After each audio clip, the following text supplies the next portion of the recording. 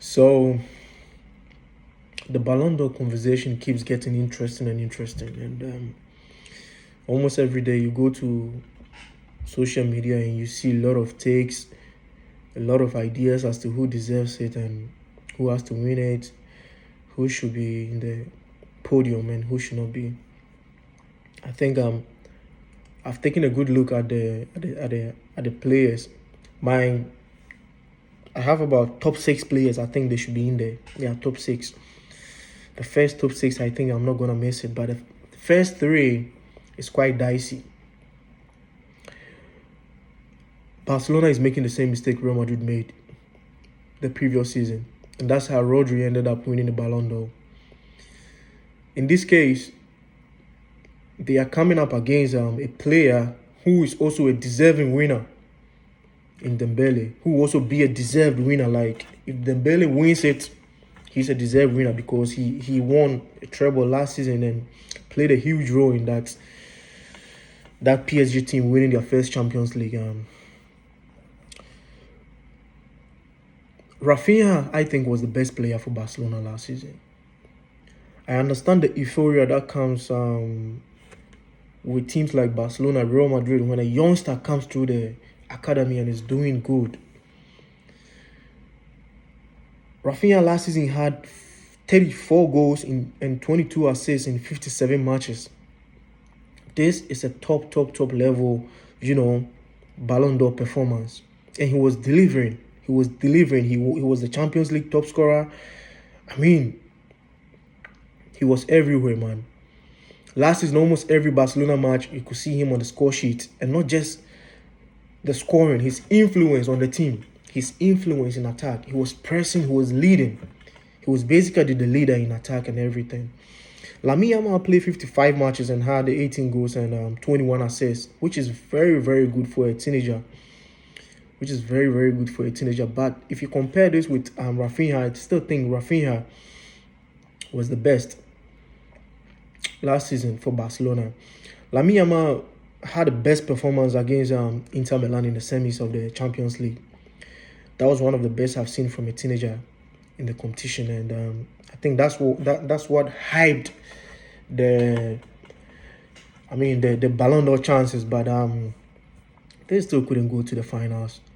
And just like always, Barcelona has been struggling for the past 10 years to go to the Champions League finals. They still couldn't make it. If you look at Raphinha again, I think Raphinha did great for Barcelona more than Lamine Yamal. And if Barcelona has a player to promote for the Ballon d'Or, it should be Raphinha. Looking at other candidates like Harry Kane, 46 matches, 38 goals, 11 assists in the Bundesliga. Not bad.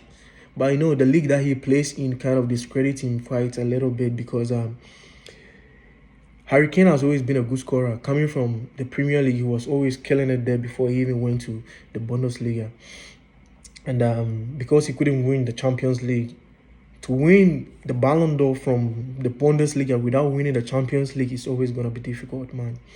We have to be honest with ourselves. You have to win the Champions League, have the numbers in the Champions League, because it won't be easy for a player in the Bundesliga to even be in the top 3 without, winning the Champions League. Kylian Mbappe, the next player. Mbappe had a great season last season at Real Madrid. 56 matches, 43 goals, 5 assists. But he couldn't win trophies. That's the issue. Mbappe couldn't win the trophies. He had the goals, he had the numbers, he had the performance, the influence on the Madrid team. He was one of the best positives from Madrid last season. But the most important thing of the game, which is the trophies, were missing. So Mbappe in this conversation, I'm sure Mbappe is aware that he's not part of this Ballon d'Or conversation. Bro, Mo Salah is one of the players that was leading the Ballon d'Or before the Raphinha and the Lamine Yamal and the Dembele conversation came through. Mo Salah was having an incredible season, but after he got eliminated in the Champions League by Paris Saint-Germain, his fire went down and his team failed to, go up there with him, and they only stick to the Premier League. And that's one of the things that's affecting him, because Mo Salah chances of winning the Ballon d'Or. I think if you ask the bookmakers in January, majority of them will tell you that Mo Salah was the player who deserved to win the Ballon d'Or. But unfortunately, Mo chances is now reduced, and I think Mo will be like number 5, 6 there on the list. Yeah, because I see players like Pedri and Vitinha having the edge ahead of Mo Salah on the list. And when it comes to Pedri versus Vitinha, Pedri had a great season last season. He was one of the fundamental players for Barcelona. Incredible. Purely excitement to watch. Like when you watch this lad, you know that you're watching a top player. And Vitinha as well, but Vitinha was quite influential for PSG than Pedri was for Barcelona, because Vitinha, you could see that the whole show at PSG revolved around this brother. He was the one doing everything, orchestrating from middle, every single goal that he scored from middle, you could see his hands on it. Like, bro, he's insane. I think Vitinha should be in the top 3, considering the fact that he also won the Nations League, and in addition, he should be in the top 3. So the top three, I think should be Raphinha, Vitinha, and Dembele in no order. I don't know who will come up on top, number 1, 2, 3, but I think it should be Raphinha, Vitinha, and Dembele. Not in order, but it can be Raphinha winning it, it can be Vitinha winning it, it can be Dembele. I think this sounds quite fair. Raphinha had a great season last season, honestly, and the fact that the fan base is promoting Yamal over him, Yamal over him is quite something though. But this is football. We all love teenagers, and it happens. Yeah, all right. See you next time.